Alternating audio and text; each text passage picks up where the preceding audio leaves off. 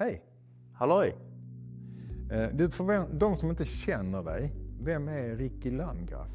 Ricky Landgraf är, jag är 33 år, bor i Stockholm, i en förort utanför Stockholm. Har mamma och pappa, flickvän. Och sen har jag ju en brorsa och en syrra på pappas sida och en syrra och brorsa på mammas sida. Så att jag är ett litet sladdigt barn, brukar jag säga. Men du, hur ser din vardag ut? Beskriv en vanlig tisdag.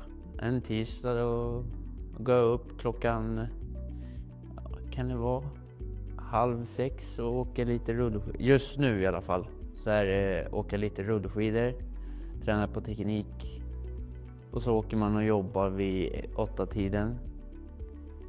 Jobbar på och sen åker man till idrottshuset i Tumba och tränar ett flicklag. Och sen så tränar jag själv på eftermiddagen. På kvällen där. Vad jobbar du med? Jag är flaggstångsmontör på flaggstångsspecialisten i Stockholm. Har du jobbat med det länge?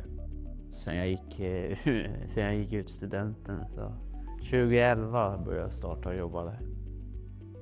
Kan du berätta lite om din familj och vilken roll de har haft i ditt idrottande? Ja, pappa är till exempel, han har varit en gammal rugbyspelare. Så där har jag väl kanske fått lite tuffheten. Det var nog brorsan Mattias som fick mig att börja med just handbollen för många år sedan. Men så la jag av med den och sen kom jag tillbaka till handbollen när parahandbollen började ta fäste i Sverige. Syrran Marlene, de peppar mig och tycker att jag representerar efternamnet ganska bra i idrotten. Jag vet att brorsan Rainer och Roxanne på mammas sida är tokstolta, men de är inte riktigt idrottsintresserade på det sättet. Så att de tycker att det är jättekul att jag gör det och att jag ska fortsätta och sådär. Så att de är jätteglada för mina vägnar. Och mamma,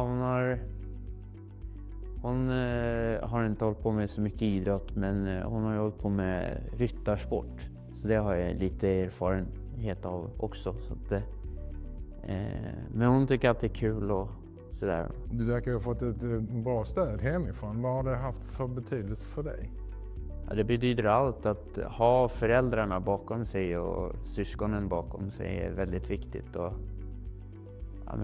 det är väldigt viktigt att höra att du har det här. Om du verkligen satsar så har du det här liksom.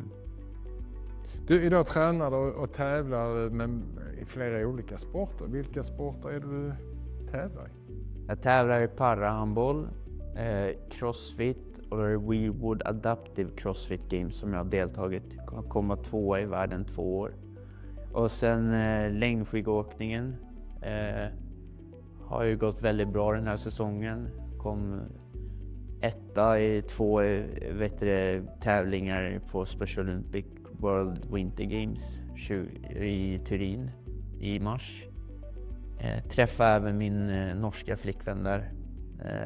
Så vi är ett par. Jag brukar säga att det är den största guldmedaljen jag vann därifrån. Men ja, så att, och parahandbollen har jag hållit på med sedan 2012. Men av de medaljerna, du har ju vunnit flera stycken, men någon av de medaljerna som du har vunnit i World Games, vilken tycker du, vilken känns mest speciell? Abu Dhabi. Abu Dhabi. Det är den som, jag tror att den kommer, för det andra världsspelet jag är på och jag vinner guld. Dessutom i näst högsta divisionen. Och att det var lite motgångar när vi åkte dit och sådär. Så det var skönt att liksom, men vad fan, vi gjorde det ändå. För det är så mycket tid man lägger ner på att träna. Så det gav frukt liksom. Du tränar ju ofta själv, till exempel med skidåkningen, där du även fixar vallan själv, har jag ju förstått. Så här, i Turin så hade vi ju våra fantastiska tränare Cornelia och Leffe Danielsson som vallade våra skidor. Så att vi vann mycket där kan ju bero på deras valla. Så att det var väldigt bra. Men när jag har tävlat i Svenska Paracupen här så har jag ju jag får ju valla mina skidor. Du har ju tagit kontakt med någon för att hjälpa dig med det här. Kan du inte berätta lite om hur det samtalet slutade? Ja, nej men Leif som hade mig i Turin. Jag kommer åka för Östersunds SK Parasport i skidåkning. Och han nu menar träningar och sånt, så har jag bra dialog med Leif och Cornelia dessutom. Att träna rätt. Så nu nöter jag mycket teknik för att få tekniken. Finns det någon dröm om att åka det riktiga Vasaloppet? Det har jag redan gjort.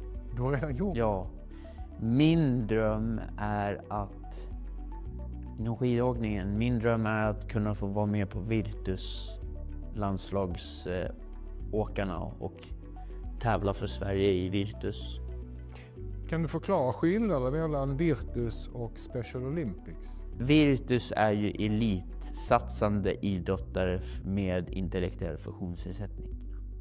Du har sagt att det inte bara handlar om medaljer, utan om att våga vara med. Ja.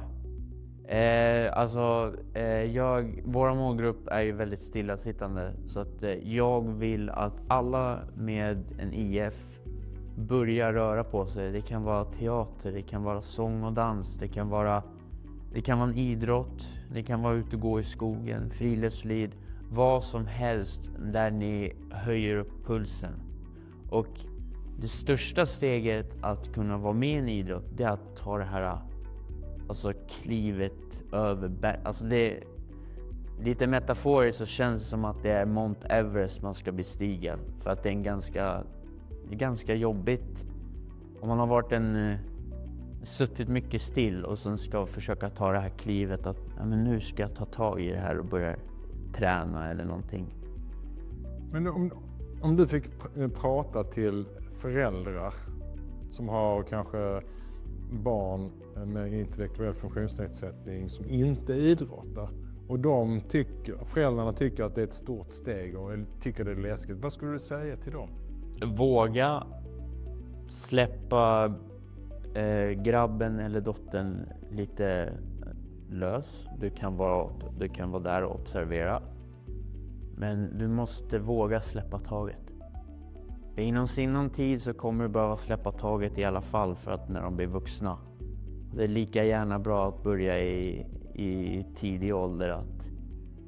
Nu säger jag inte att de ska bara skicka dem till någonting och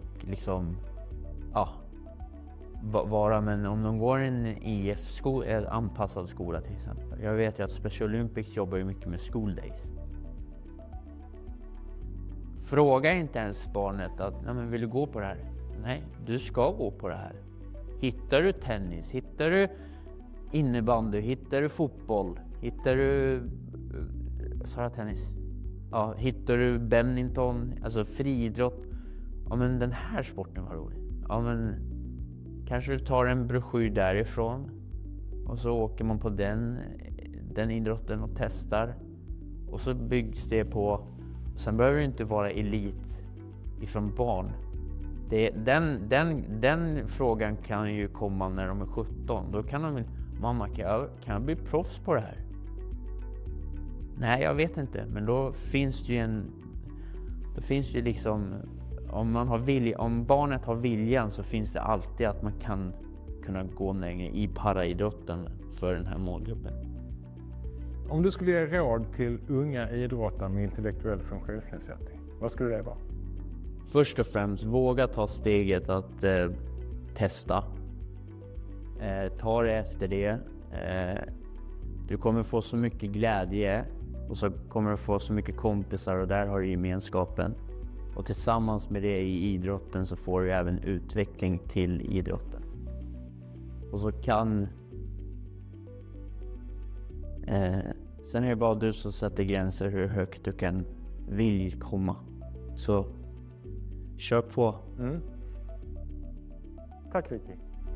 Tack själv.